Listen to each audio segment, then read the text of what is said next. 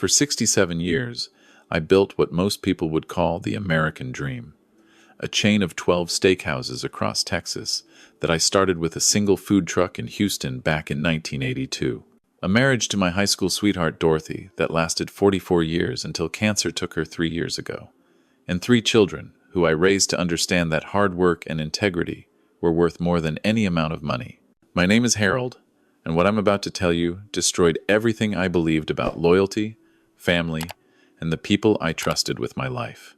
This is the story of how my own daughter and her husband tried to murder me for my restaurants, and how I made sure they paid for every single moment of betrayal. It began with a diagnosis that changed everything. Last September, my doctor sat me down in his office at Houston Methodist and told me my type 2 diabetes had progressed to the point where I needed insulin injections twice daily. Nothing immediately dangerous, Dr. Patterson assured me, but it required careful monitoring and precise dosing. Too little insulin, and my blood sugar would spike dangerously. Too much, and I could slip into hypoglycemic shock, fall into a coma, or worse. At 67, I wasn't ready to hand over the reins of my restaurant empire, but I understood I needed to slow down and take care of myself. My daughter Melissa was the first to visit after I came home from that appointment. She's 42, married to a man named Craig who works as a financial consultant, though I've never been entirely clear on what that actually means. They live in a big house in the Woodlands that I helped them buy, drive luxury cars that I co-signed for, and send their 2 kids to private schools that I quietly pay for. Melissa arrived alone that evening, her face arranged in an expression of deep concern that I found touching at the time. "Daddy, I've been so worried since you called," she said, hugging me in the kitchen of my River Oaks home. "Have you thought about what happens to the restaurants if something happens to you? I mean, God forbid, but we should plan ahead." I should have noticed how her eyes kept drifting to the framed photo of all 12 restaurant locations that hung on my wall. But I was tired from the appointment and focused on her apparent worry for my health. "The will is updated, sweetheart. Everything's divided equally between you, your brother Michael, and your sister Karen. The restaurants will be managed by whoever wants to stay involved or sold and split 3 ways. But what about power of attorney?" she pressed. "If you get sick suddenly, someone needs to make decisions. Medical decisions, financial decisions. Craig says these things need to be in place before an emergency happens." My son Michael stopped by 2 days later. He's 39, runs a small construction company in Galveston, and has never asked me for a dime since he graduated college. He brought barbecue from one of my competitors, which made me laugh, and sat with me on the back porch, watching the sunset. "How are you really doing, Dad?" he asked, not looking at me but at the sky. "And don't give me the same speech you gave Melissa. I want the truth." "Honestly, I'm scared. The insulin thing is complicated. Too much, too little. It's a balancing act. And I'm tired, son. Running 12 restaurants at my age. It catches up with you." He nodded slowly. "Melissa called me yesterday. Said she thinks you should sign over power of attorney to her and Craig. Said Craig could help manage the business finances while you focus on your health. What do you think about that?" Michael was quiet for a long moment. "I think you should be careful, Dad. Melissa's changed since she married Craig. Everything's about money now, about appearances, about what they can get." He paused. "I'm not saying she'd do anything wrong. She's my sister. But Craig, I don't trust him. Never have." I waved off his concerns the way fathers do when they don't want to believe the worst about their children. But his words stayed with me, burrowing into my thoughts like splinters I couldn't remove. Over the following weeks, small things started happening. Things that individually seemed like nothing but together formed a pattern I couldn't ignore. My insulin pens, which I kept in a small refrigerator in my bedroom, seemed to be in slightly different positions than where I'd left them. My laptop password stopped working one morning and had to be reset. Bank statements that normally arrived like clockwork were suddenly missing from my mailbox. And strangest of all, I was feeling worse, despite carefully following my medication regimen. Dizzy spells, confusion, weakness that would come and go without warning. One Sunday afternoon, Melissa and Craig came for dinner. Dorothy had been gone 3 years, but I still cooked her pot roast recipe every Sunday, a tradition I couldn't bear to break. Craig offered to help me with my evening insulin injection, something he'd never done before. "Dad, let me do it," he said, taking the insulin pen from my hand. "You look tired. I'll make sure you get the right dose." Something about the eagerness in his voice made me uncomfortable. "I've got it, Craig. Been doing this for months now. At least let me check your levels first." He produced a blood glucose monitor from his pocket. "I bought this for you. State of the art. More accurate than that old one you're using." After they left, I sat in my study for a long time, Michael's warning echoing in my mind. The next morning, I made a decision that would ultimately save my life. I called a security company and had them install cameras throughout the house. Small ones, hidden in smoke detectors, picture frames, even in the fake plant in my bedroom. I told myself it was just for general security, but deep down, I knew I was looking for something specific. 3 days later, I found it. I was reviewing footage on my laptop, fast-forwarding through hours of empty rooms, when I saw Craig enter my house at 2:15 inches the afternoon, a time when he knew I'd be at my weekly doctor's appointment. He didn't ring the bell or knock. He used a key I had never given him. He walked straight to my bedroom, opened the small refrigerator where I kept my insulin, and pulled out one of my pens. From his jacket pocket, he produced an identical pen and swapped them. The whole thing took less than 2 minutes. I watched the footage 5 times, my hands trembling so badly I could barely control the mouse. My son-in-law was tampering with my insulin. But what was he replacing it with? And why? I kept watching the footage from that same evening. After dinner, while Melissa was helping me clear the dishes, Craig stepped outside to take a phone call. What he didn't know was that I'd installed a camera on my back porch too, one with audio sensitive enough to pick up conversations. "It's working," he said, his voice low but clear. "He's been getting confused, having dizzy spells. The doctor thinks it's just his diabetes getting worse." Melissa's voice came through the phone. I recognized it instantly. "How much longer?" "Dr. Freeman said if his blood sugar keeps crashing like this, maybe 6 to 8 weeks before he has a serious episode. A fall, a coma, something the doctors will write off as a diabetic emergency. The power of attorney papers are ready. Once he's incapacitated or dead, we take control of everything." "What about Michael and Karen?" "They get bought out. The restaurants are worth about 18 million total. We'll lowball them, say the business is struggling, offer them 2 million each to walk away. They won't fight it, and if they do, we'll have control of the finances. We can make their lives very difficult." I sat frozen in my chair, tears streaming down my face, though I didn't realize I was crying. My daughter, my own daughter, was conspiring with her husband to kill me for my restaurants. Not just steal from me, kill me. Slowly, deliberately, by manipulating my insulin to cause repeated hypoglycemic episodes until my body gave out. The next morning, I drove to a clinic in Katy, 30 miles from my usual doctor's, where no one would know me or my family. I brought the insulin pen from my refrigerator and explained my suspicions to a young endocrinologist named Dr. Sarah Chen.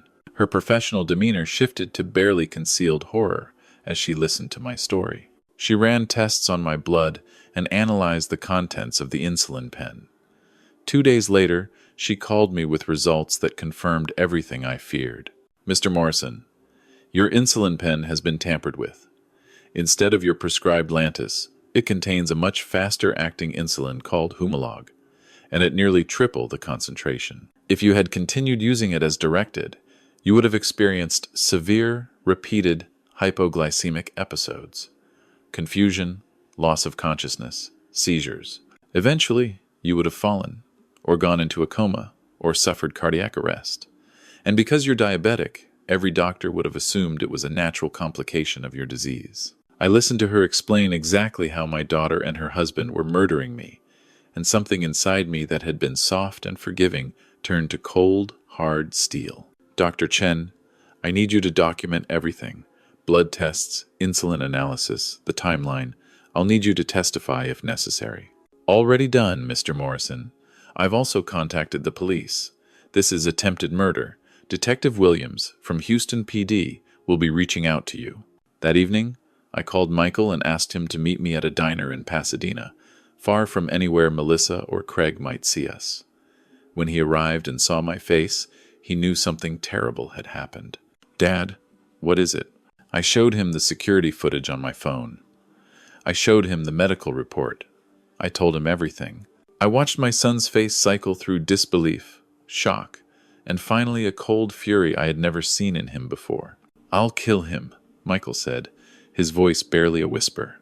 "I swear to God, Dad, I'll kill them both." "No, we're going to do this right. We're going to gather evidence, and we're going to send them to prison. But I need your help, and I need you to act completely normal around them. Can you do that?" He closed his eyes, took a deep breath, and nodded.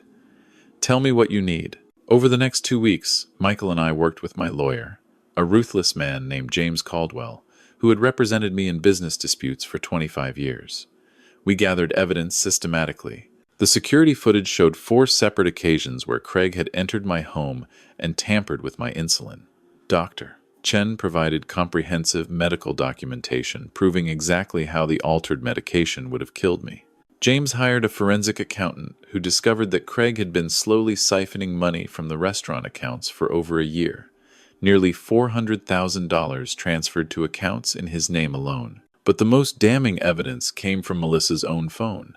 Michael managed to get her phone number added to a family tracking app months ago when we'd set it up to keep tabs on his teenage kids. Through that app, he was able to see that Melissa and Craig were regularly meeting with a man named Victor Reyes, a disbarred lawyer who specialized in helping people contest wills and manipulate estate documents. Karen, my youngest daughter, was the next person I had to tell.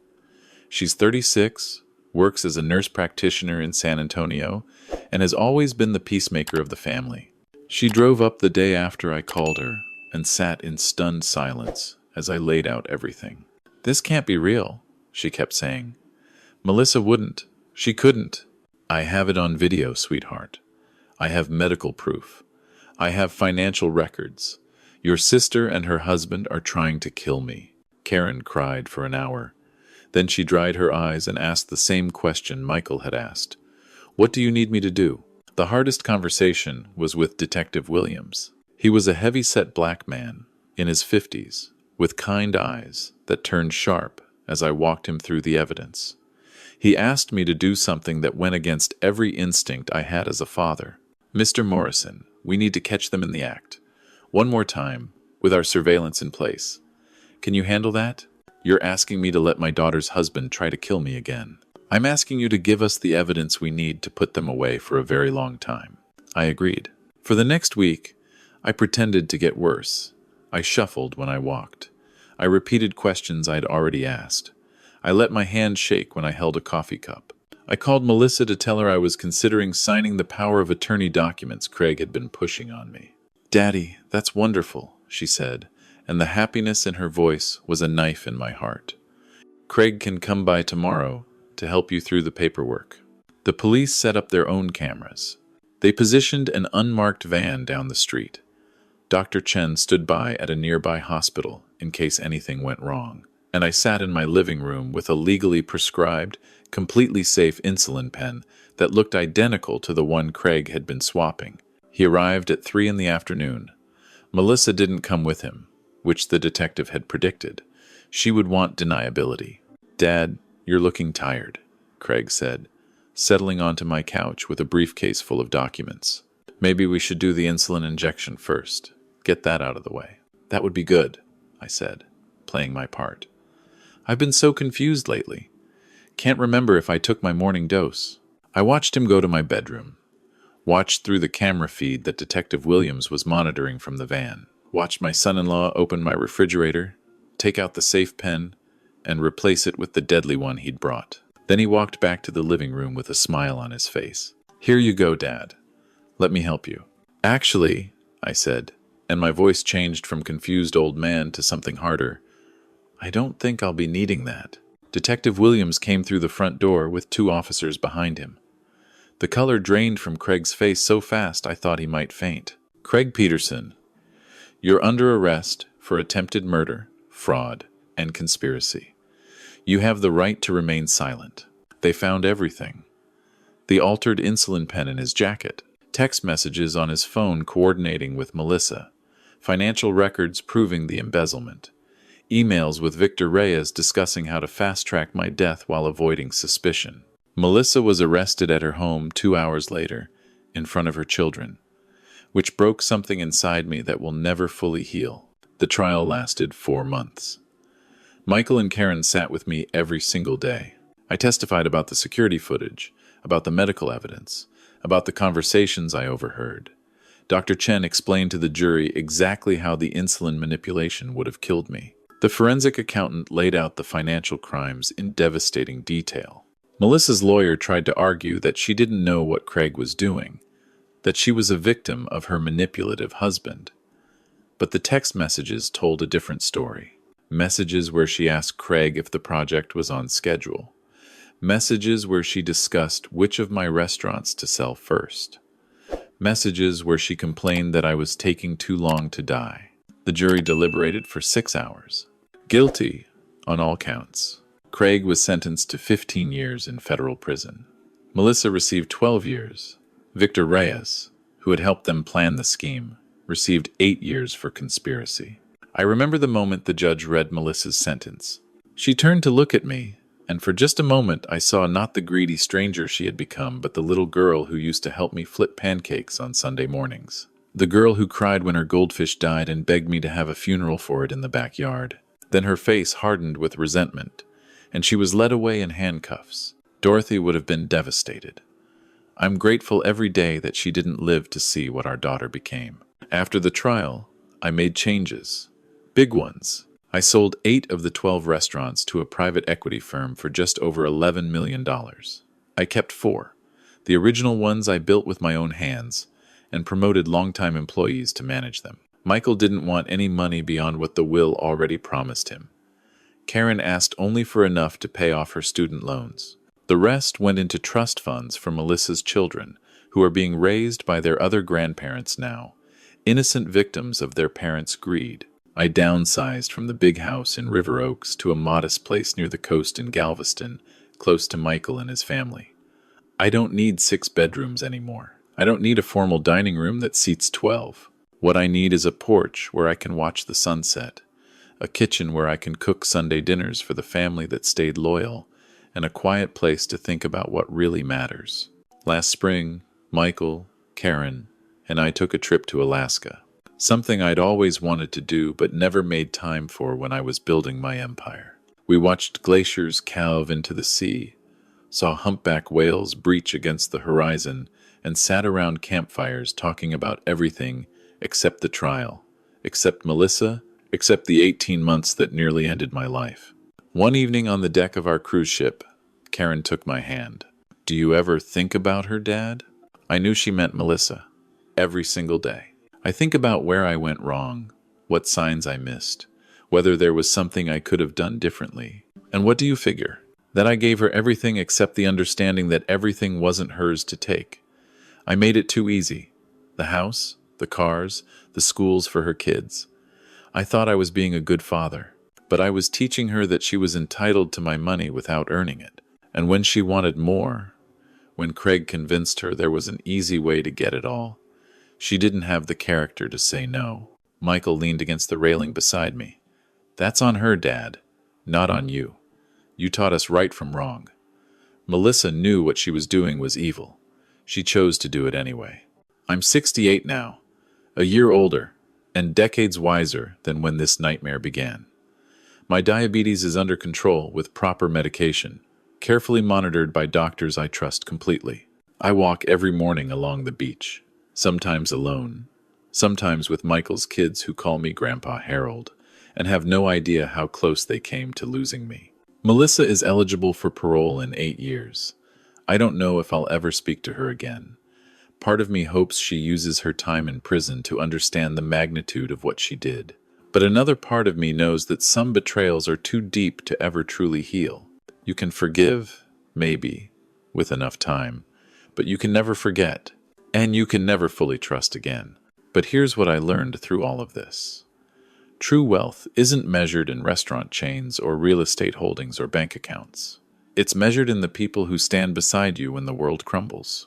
It's measured in the son who dropped everything to help gather evidence against his own sister. It's measured in the daughter who drove 3 hours just to hold my hand while I cried. It's measured in mornings spent walking along the water, in evenings sharing stories and laughter, in the simple, profound gift of being alive when someone tried very hard to make you dead. My daughter and her husband tried to end my life for money that would have been partly theirs eventually anyway. In their greed and impatience, they lost everything. They lost their freedom, their family, their father's love. They traded years of their lives for wealth they never even managed to touch. Meanwhile, I'm here, breathing, living, loving the people who deserve it. I gave up most of my restaurants. Yes, I gave up the stress and the meetings and the empire I spent 40 years building. And I've never been richer, not despite losing those things, but because of it. If there's a lesson in all this darkness, it's simply this: know who your real family is, trust, but verify. And understand that the people who truly love you don't count down the days until you're gone. They cherish every single day you're here. I learned the hard way that blood doesn't guarantee loyalty, and that the worst betrayals come from those we trust most completely. But I also learned that surviving such a betrayal doesn't have to destroy you. It can transform you. It can strip away everything that doesn't matter and leave you with absolute clarity about what does. Every morning when I wake up in my little house by the sea, when I have coffee with Michael on weekends, when I video call with Karen and her fiancé, when I watch Melissa's children at their school plays, even though they don't fully understand why their mother isn't there, I'm grateful. Not for what I almost lost, but for what I found in the losing. Perspective, peace, freedom from caring about anything except what truly deserves my care. Melissa took my trust and tried to turn it into my death sentence. Instead, she gave me the greatest gift, though she never intended to. She showed me exactly how precious life is, and exactly who deserves to share in mine.